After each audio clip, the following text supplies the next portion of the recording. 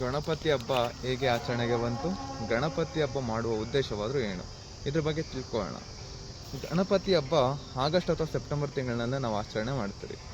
ಏನಕ್ಕೆ ಆಗಸ್ಟ್ ಅಥವಾ ಸೆಪ್ಟೆಂಬರ್ ತಿಂಗಳಿನಲ್ಲಿ ಆಚರಣೆ ಮಾಡ್ತೀರಿ ಅಂತ ನಾವು ತಿಳ್ಕೊಂಡಿದ್ದೇ ಆದರೆ ಅದರ ಉದ್ದೇಶ ನಮಗೆ ಗೊತ್ತಾಗುತ್ತೆ. ಈ ಆಗಸ್ಟ್ ಅಥವಾ ಸೆಪ್ಟೆಂಬರ್ ತಿಂಗಳು ಮಳೆಗಾಲ ಆಗಿರುತ್ತೆ.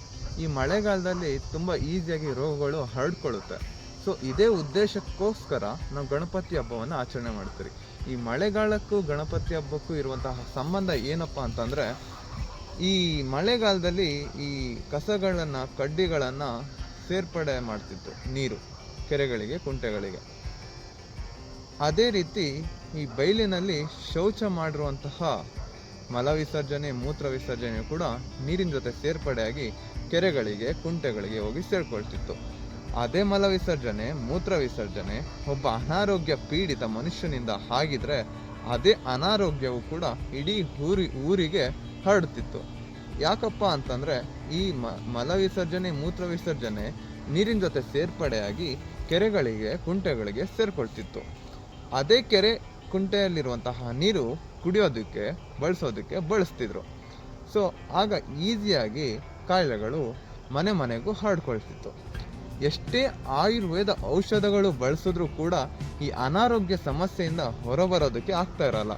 ಸೊ ಇದಕ್ಕೆಲ್ಲ ಮೂಲ ಏನಪ್ಪ, ಏನು ಕಡಿಮೆ ಆಗ್ತಿಲ್ಲ, ಏನಾಯಿತು, ಏನಕ್ಕೆ ಈ ಥರ ಅನಾರೋಗ್ಯ ಸಮಸ್ಯೆ ಹೆಚ್ಚಾಗ್ತಿದೆ, ಇಡೀ ಊರ ಅನಾರೋಗ್ಯ ಸಮಸ್ಯೆಯಿಂದ ಏನಕ್ಕೆ ಬಳಲ್ತಿದೆ ಅಂತ ತಿಳ್ಕೊಳ್ತಾ ಹೋದಾಗ ಗೊತ್ತಾಗಿದ್ದು ಏನು ಅಂತಂದರೆ, ಈ ನೀರಿನ ಮುಖಾಂತರನೇ ಎಲ್ಲ ಮನೆಗೂ ಕೂಡ ಈ ಅನಾರೋಗ್ಯ ಸಮಸ್ಯೆ ಹರಡ್ಕೊಳ್ತಿದೆ. ನಾವು ಇದೇ ನೀರನ್ನು ಶುದ್ಧೀಕರಿಸಿದ್ದೆ ಆದರೆ ಈ ಅನಾರೋಗ್ಯ ಸಮಸ್ಯೆಯಿಂದ ಹೊರ ಬರ್ಬೋದು ಅಂತ ತಿಳಿಯುತ್ತೆ. ಸೊ ಅದಕ್ಕೋಸ್ಕರ ಏನು ಮಾಡ್ತಾರೆ ಅಂತಂದರೆ, ಆಲೋಚನೆ ಮಾಡಿ ಈ ದೇವರು ಅಂದರೆ ನಮ್ಮ ಮನುಷ್ಯರಿಗೆ ತುಂಬ ಭಯ ಭಕ್ತಿ ಇರೋದ್ರಿಂದ ದೇವರ ಹೆಸರಿನಲ್ಲಿ ನಾವು ಗಣಪತಿ ಹಬ್ಬವನ್ನು ಆಚರಣೆ ಮಾಡ್ತೀವಿ.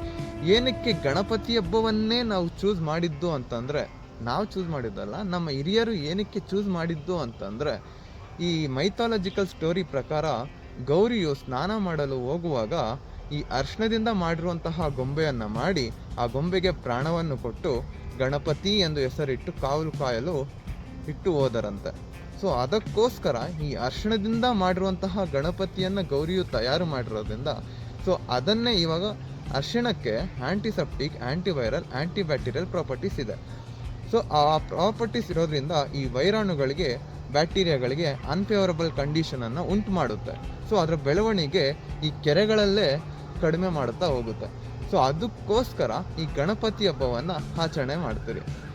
ಸೊ ಈ ಆಗಿನ ಕಾಲದಲ್ಲಿ ಪಿಡಾರಿ ಅಂತ ಅಂದರೆ ಅರ್ಶನದಿಂದ ಮಾಡಿರುವಂತಹ ಗೊಂಬೆಗೆ ಈ ಗರಿಕೆ ಹುಲ್ಲನ್ನು ಸಿಗಿಸಿ ಅದನ್ನು ಗಣಪತಿ ಎಂದು ಭಾವಿಸಿ ನಾವು ಪೂಜೆ ಮಾಡ್ತಿದ್ರಿ. ಪೂಜೆ ಮಾಡಿ ಆ ಗಣಪತಿಯನ್ನು ಕೆರೆಗಳಲ್ಲಿ ಹೋಗಿ ವಿಸರ್ಜನೆ ಮಾಡ್ತಿದ್ರಿ. ಸೊ ಅದು ಆ ರೀತಿ ಮಾಡೋದ್ರಿಂದ ಅನಾರೋಗ್ಯ ಸಮಸ್ಯೆಯಿಂದ ಹೊರಬಂದರು. ಸೊ ಆದ್ದರಿಂದ ಪ್ರತಿ ವರ್ಷ ಮಳೆಗಾಲದಲ್ಲಿ ಆಗಸ್ಟ್ ಅಥವಾ ಸೆಪ್ಟೆಂಬರ್ ತಿಂಗಳಿನಲ್ಲಿ ಗಣಪತಿ ಹಬ್ಬನ ಆಚರಣೆ ಮಾಡೋಕ್ಕೆ ರೂಢಿಗೆ ಬಂತು. ಕಾಲಕ್ರಮೇಣ ಅರ್ಶನದಿಂದ ಹೋಗಿ ಮಣ್ಣಿಂದ ಮಾಡುವಂತಹ ಗಣಪತಿಯನ್ನು ಮಾಡೋದಕ್ಕೆ ಶುರು ಮಾಡಿದ್ರು. ಈ ಮಣ್ಣಲ್ಲಿ ಕೂಡ ಅದೇ ರೀತಿ ಸೈಂಟಿಫಿಕ್ ಗುಣಲಕ್ಷಣಗಳು ಇದೆ. ಮಣ್ಣಿಗೆ ಫಿಲ್ಟರಿಂಗ್ ಕೆಪಾಸಿಟಿ ಹೆಚ್ಚಾಗಿದೆ. ಈ ಫಿಲ್ಟರಿಂಗ್ ಕೆಪಾಸಿಟಿ ಇರೋದ್ರಿಂದ ಈ ಮಣ್ಣಿಂದ ಮಾಡಿರುವಂತಹ ಗಣಪತಿಯು ಕೂಡ ಅಷ್ಟೇ ಲಾಭದಾಯಕವಾಗಿದೆ. ಸೊ ಕಾಲಕ್ರಮೇಣ ಇದೇನಾಯಿತು ಅಂತಂದರೆ ಮಣ್ಣಿಂದ POPಗೆ ಮಾರ್ಪಾಡಾಯಿತು. ಯಾವ ಉದ್ದೇಶಕ್ಕಾಗಿ ನಾವು ಗಣಪತಿ ಹಬ್ಬವನ್ನು ಆಚರಣೆ ಮಾಡ್ತಿದ್ರೋ ಇವಾಗ ಆ ಉದ್ದೇಶಕ್ಕೆ ವಿರುದ್ಧವಾಗಿ ನಾವು ಪೂಜೆಯನ್ನು ಮಾಡ್ತಿದ್ದೀರಿ. ಈ ಮಾಡ್ರನ್ ಫೆಸ್ಟಿವಲ್ ಆಗಿ ನಾವು ಮಾಡ್ತಿದ್ದೀರಿ. ಎಲ್ಲ ನಮಗೆ ತಕ್ಕಂತೆ ನಾವು ಮಾಡ್ರನ್ ಆಗಿ ನಮ್ಮ ಕಲ್ಚರನ್ನು ನಾವೇ ಹಾಳು ಮಾಡ್ಕೊತಿದ್ವಿ. ನಮ್ಮ ಕಲ್ಚರನ್ನು ನಾವು ಗೌರವಿಸೋಣ, ನಮ್ಮ ಕಲ್ಚರನ್ನು ಉಳಿಸ್ಕೊಳ್ಳೋಣ. ಪ್ರತಿಯೊಂದು ಕಲ್ಚರ್ ಹಿಂದೆ ಸೈಂಟಿಫಿಕ್ ರೀಸನ್ಸ್ ಇದ್ದಾವೆ. So don't blame our culture, let's respect our culture. Thank you.